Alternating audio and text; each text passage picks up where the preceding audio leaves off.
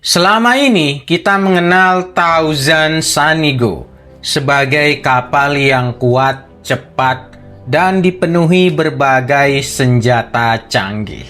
Ia adalah peningkatan sempurna dari Going Merry. Asik.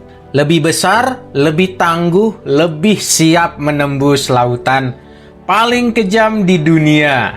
Namun, bagaimana jika Sunny sebenarnya bukan sekedar kapal bajak laut?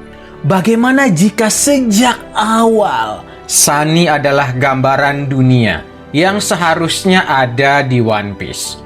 Dan bagaimana jika alasan mengapa pahatan Harley diperlihatkan kepada Franky bukan Nico Robin adalah petunjuk besar tentang arah akhir cerita One Piece itu sendiri?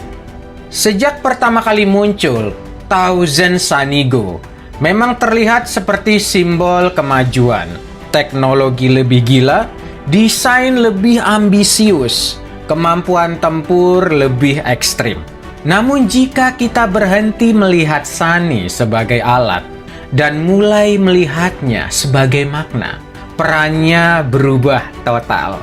Sunny dibangun dari kayu Adam, kayu legendaris yang mampu menembus laut paling ekstrim. Kayu yang menjadi pondasi dunia perkapalan. Tapi yang sering dilupakan, Sunny bukan hanya kuat secara struktur. Ia sejak awal adalah rumah.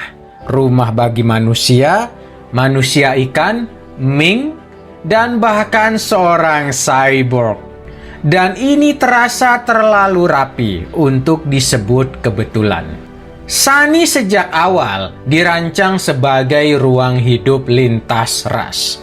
Bukan dunia yang memaksa semua makhluk untuk menjadi sama, tetapi dunia kecil yang memungkinkan perbedaan hidup berdampingan.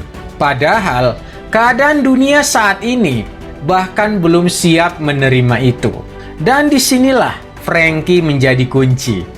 Franky tidak membangun Sunny berdasarkan sejarah tertulis. Dia tidak membaca poneglyph. Dia tidak memahami abad kekosongan. Franky adalah seorang pencipta, insinyur. Ia membangun berdasarkan pengalaman, naluri, dan suara hati seorang insinyur. Tanpa sadar, blueprint Thousand Sunny Go justru mencerminkan bentuk dunia lama sebelum abad kekosongan. Di titik inilah pahatan Harley menjadi sangat penting.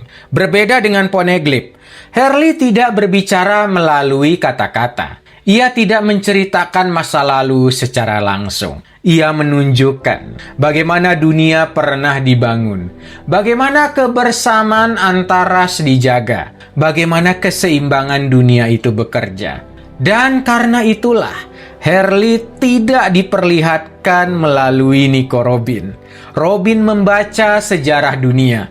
Ia memahami apa yang ingin disampaikan dunia. Sementara Franky melihat dunia sebagai kesatuan antara fungsi dan seni. Robin memahami cerita masa lalu. Franky memahami bagaimana dunia itu diwujudkan. Bukan sebagai teks, tapi sebagai bentuk nyata.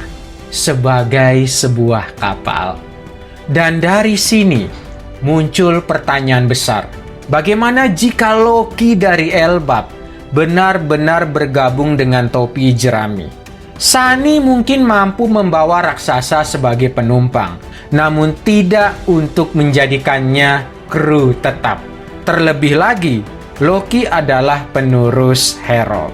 Dalam dunia One Piece, setiap anggota baru selalu membawa perubahan besar pada kapal. Brook membawa kisah dan emosi lewat musik. Jinbei mengubah cara kapal berinteraksi dengan laut. Loki akan menuntut perubahan yang jauh lebih mendasar. Dan di titik inilah Sunny akan diuji. Ini bukan sekedar soal ukuran tubuh raksasa. Kehadiran Loki menantang Sunny untuk benar-benar menjadi sebuah dunia. Bukan lagi kapal yang kebetulan ditumpangi berbagai ras, melainkan ruang hidup yang sejak awal dirancang untuk keberagaman itu sendiri. Frankie tidak akan bertanya, bagaimana Sunny bisa memuat raksasa?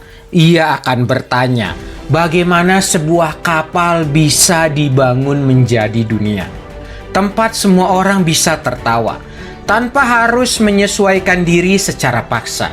Sunny harus berubah, bukan karena tuntutan kekuatan, tapi karena tuntutan makna. Pesan Harley begitu jelas. Dunia lama tidak dibangun untuk menyeragamkan, ia dibangun untuk saling menyesuaikan. Loki bukan sekedar raksasa, ia adalah wajah dari leluhur yang pernah menjadi bagian penting dunia, namun tersingkir oleh sejarah. Jika Sunny tidak berubah untuk menerimanya secara permanen, maka pesan tentang dunia baru akan terasa setengah hati. Dunia baru tidak cukup dibangun dengan niat baik, ia harus diwujudkan dalam bentuk nyata. Karena itulah, Thousand Sunny kemungkinan besar tidak akan hancur di akhir cerita. Going Merry hancur karena ia adalah kapal yang menemani perjalanan menuju mimpi. Sementara Sunny adalah kapal yang mewujudkan mimpi itu sendiri. Bentuk akhir Sunny bukan lagi sekedar kapal. Ia adalah dunia kecil, tempat manusia, raksasa, makhluk laut, dan teknologi hidup berdampingan. Bukan karena dipaksa, tapi karena sejak awal memang dirancang seperti itu. Dan di titik inilah peran Frankie mencapai puncaknya. Ia bukan sekedar tukang kapal raja bajak laut. Ia adalah arsitek dunia. Frankie tidak membangun senjata untuk mengubah dunia. Ia membangun tempat di mana dunia baru bisa lahir. Dan karena itu, Thousand Sunny bukan sekedar singa yang membawa matahari. Ia adalah dunia pertama yang berani menyambutnya. Jika di dunia sebelumnya identitas pernah ditolak, maka Sunny adalah tempat pertama di mana semua makhluk boleh berdiri sejajar dan tertawa tanpa izin siapapun.